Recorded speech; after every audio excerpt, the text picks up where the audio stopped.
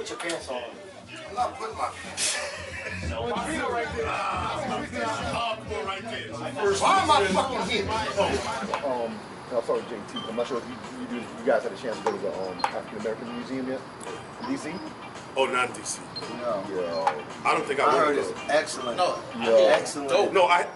That thing.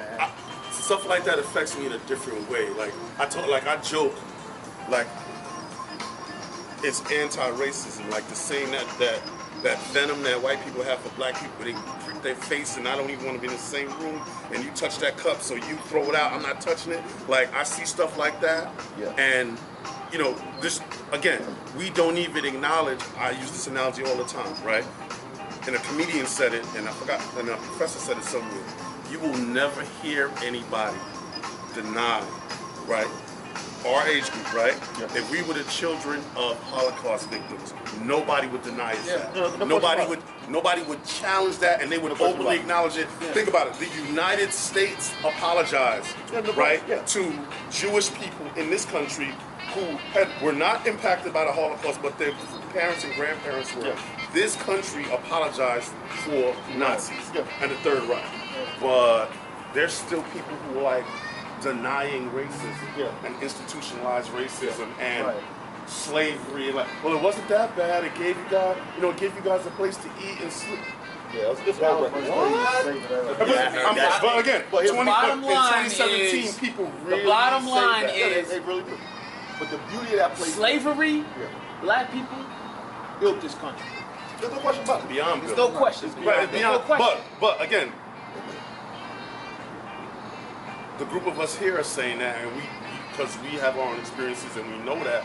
But again, I'm talking about a press conference on C-SPAN or CNN where a high-ranking government official publicly gives an apology or publicly acknowledges what we're saying at this table, right? It has I argue it will never happen, right? And you think like, oh damn, you just had a pretty good run with a black president. Maybe it would have come then, right? But that's over with. And no, like, it definitely comes. But I've seen Australia did it to the Aborigines. Thank you. I've seen half. Listen, South Africa did it for a long time. Which is a system they created. Yeah, I was in the right? museum, man. Tell us about it. It was dope, man. I mean, That's in Washington D.C. You said, right? I was in there from like from 1 o'clock. I was up there from 1 o'clock to like 5 p.m. And didn't even touch half of the joint. They say you definitely used to. You got it, yo. Yeah, No, put it's a lot of time aside. It's like I don't think you could do that place in 2 days. Right? Yeah, I've heard you probably in about a week. It's multiple floors, and the way they do it, you know what I'm saying? It's kind of cool how they do it. You know what I'm saying? You go in the elevator, and they tell you that you're going to bring you to the bottom floor, and the bottom floor is going to take you from the beginning stages of the transatlantic thing. And as you coming down the elevator, they got years that show like real seminal moments in history, like 1954. So you coming down, you get down here in the 1200s, and it starts off from when because Africans played a role in that. That's what I'm saying. You know what I'm saying? So Africans have played a role in setting off or moving these slaves, but in their mind, the slavery that took place there was going to be similar to what was happening in the States, and it was remarkably different. Absolutely. But going in this place, man, it walks through that whole history. It walks through how the trade was happening, and I just got fixated on that first floor, just reading through each one of the different things, man. It was crazy, like little things that I didn't realize. I knew but didn't really realize. They had this big map, and it showed all the ports of entry for slavery, right? And by far, which I knew to a degree, by far the biggest port of entry was in Brazil. Not even close. Really? Not even close. And then when you get to North America, Brazilians today. that's right. And then the next biggest place was Jamaica. Okay, right. And I do remember Jamaica, again, that may not be where they ended up. You know what I'm saying? But that was the biggest point of entry. There was that bubble that they had for Jamaica was bigger than almost all of the United States. Gotcha. It was that Yeah. threw me. Right. And then of course you had, South Carolina, New Orleans, you know what I'm saying, Virginia, and other spots. It was crazy. And I just got fixated kind of reading through that stuff. But as you go through it, as you go up each floor, it like builds the story up to that next year, man. And it, Jamaica's where they took them to break the slaves. When you wanted to buck them, yeah. that's where you took them to break them. Yeah, so it was ill, man. That's why the Maroons went up into the mountains in Jamaica. Listen to But, it. but why it was so beautiful? I mean, like after you got out of that, of course you live in Jim Crow and all that. But the stuff that people were doing, black folks that were doing during that time, and throughout, the contributions that it was making outside of slavery was amazing, like amazing. And the story that doesn't get told a lot, that at least that I wasn't exposed to as much, was the contributions that the free blacks made. Okay. All throughout slavery times. Just there was a word up middle, like striving middle class in New York. Weeksville. That And refers back to that movie Yes. that I forgot his name, where he got kidnapped, 30 years a No, slave. I was about to 12 say years a slave? 12 years a slave. No. 12 years a slave. Weeksville. Right? So before Harlem, right? Yeah. Weeksville Gardens it's in Brooklyn, right?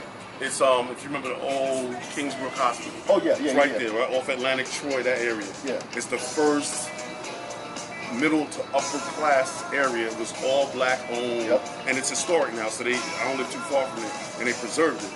And so if you go there now, the houses look like they looked Yeah. when black people they were not only the majority. Like it was kind of like nobody messed with it for a while until things got more modern, and then those realtors are like whatever, Yeah, and they man. pull the tricks to get them out. But it also like you go there and you see like the Weeksville Gardens town square is intact. Yeah.